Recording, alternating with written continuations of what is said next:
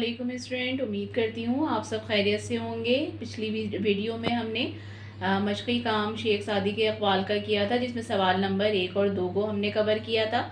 इस वीडियो में हम सवाल नंबर 3 की तरफ बढ़ेंगे, जो कि हमारा खाली जगह है। खाली सवाल है हमारा, आपने ब्लैक पेन से लिखना है और जो खाली जगह है वो भी आपने ब्लैक पेन से ही फिल करनी है, और बाकी तमाम जो वर्क है वो आपने ब्लू इंक पेन से करना है। सवाल है हमारा, खाली जगह दुरुस्त अल्फाज से पुर कीजिए। पहली खाली जगह है अक्लमंद और डैश। खाली जगह में आएगा बेवकूफ़। अक्लमंद और बेवकूफ़ में कोई ना कोई ऐप ज़रूर होता है। दूसरी खाली जगह है बात इस वक्त कर जब तुझे डैश हो के असर होगा। जो डैश है उसमें आएगा यकीन, जब तुझे यकीन हो कि असर होगा। तीसरी खाली जगह है बादशाहों को वही डैश कर सकता है जिसे ना अपने सर का खौफ हो और ना माल की तमन्ना। तो डैश में आएगा नसीहत। बादशाहों को वही नसीहत कर सकता है जिसे न अपने सर का खौफ हो और ना माल की तमन्ना। चौथी खाली जगह है शेख सादी ने नज़में भी कहीं और डैश में भी लिखा। डैश में क्या आएगा स्टूडेंट? नसर। नज़में भी कहीं और उन्होंने नसर में भी लिखा।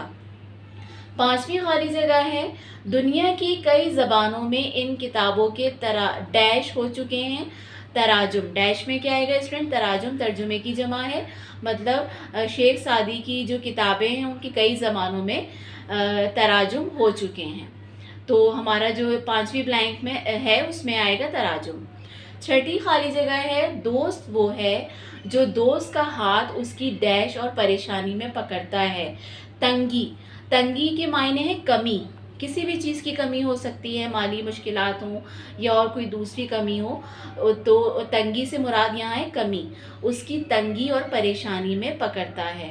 स्टूडेंट मैं दोबारा रिपीट कर रही हूँ, पहली जो ब्लैंक है उसमें आएगा बेवकूफ़, दूसरी ब्लैंक में है यकीन, तीसरी ब्लैंक में आएगा नसीहत, चौथी जो ब्लैंक है वो नसर आएगा उसमें, पांचवी ब्लैंक का आंसर है तराजुम और छठी ब्लैंक में आएगा तंगी। स्टूडेंट अब हम सवाल नंबर 4 की तरफ बढ़ेंगे। सवाल नंबर 4 जो हमारा स्टूडेंट है वो जुमले हैं, उसमें दिए गए अल्फाज के जुमले बनाइए। आपने कॉलम बनाना है, एक तरफ अल्फाज और एक दूसरी तरफ जुमले का। आपने ब्लैक पेन से लिखना है, जो सारे अल्फाज हैं वो आपने सब ब्लैक पेन से लिखने हैं और जो जुमले हैं वो आपने ब्लू इंक पेन से बनाने हैं। पहला लफ्ज़ है हमारा सैर व सयाहत। उसका जुमला ये हो सकता है कि मैं मौसम गर्मा की छुट्टियों में सैर व सयाहत के लिए गई या गया। या एक जुमला ये भी हो सकता है कि सैर व सयाहत का सेहत पर बहुत अच्छा असर होता है।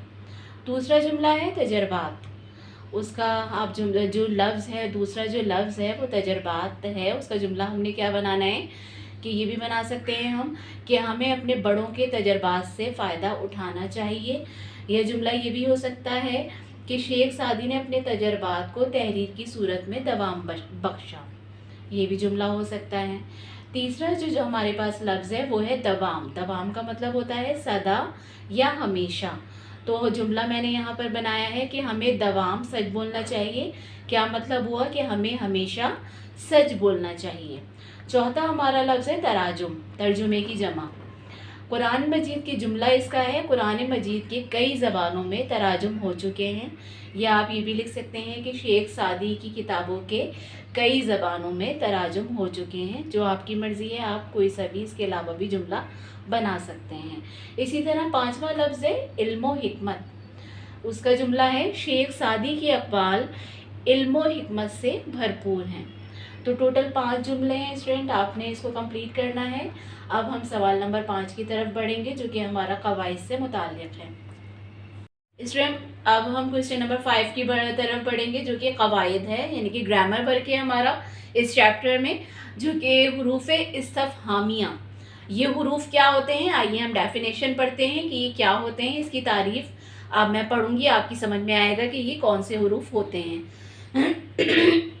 सॉरी। वो अल्फाज जो किसी से कोई बात पूछने या सवाल करने के लिए इस्तेमाल किए जाएं, उन्हें हुरूफ़ इस्तिफ़हामिया कहा जाता है, मतलब सवालिया जुमले। जैसे कि मैं आपको एग्जाम्पल पढ़ के बता रही हूँ स्टूडेंट। जो पहला जुमला है वो क्या है हमारा, ये कौन है। दूसरे जुमले में क्या कहा जा रहा है, वो क्या करता है। तीसरा जो जुमला है, तुम क्यों आए हो। चौथा जुमला क्या है, वो कब लाहौर जाएगा। जो पांचवा जुमला है उसमें क्या लिखा हुआ है कि इस बात को किस तरह ख़त्म किया जा सकता है। आपने गौर किया होगा स्टूडेंट कि इन तमाम ये जो जुमले हैं 5, इसमें सवाल ही किया जा रहा है, मतलब सवालिया जुमला।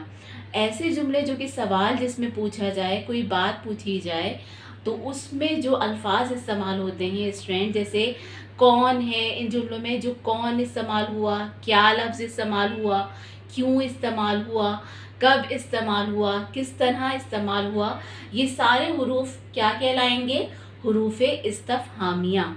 इसके अलावा स्टूडेंट और जो लफ्ज़ हैं जो कि हुरूफ इस्तफ़हामिया में इस्तेमाल होते हैं, उनमें कैसे, कहाँ, तुम यहाँ, जैसे कि जुमला कैसे का क्या हो सकता है स्टूडेंट, तुम यहाँ कैसे आए।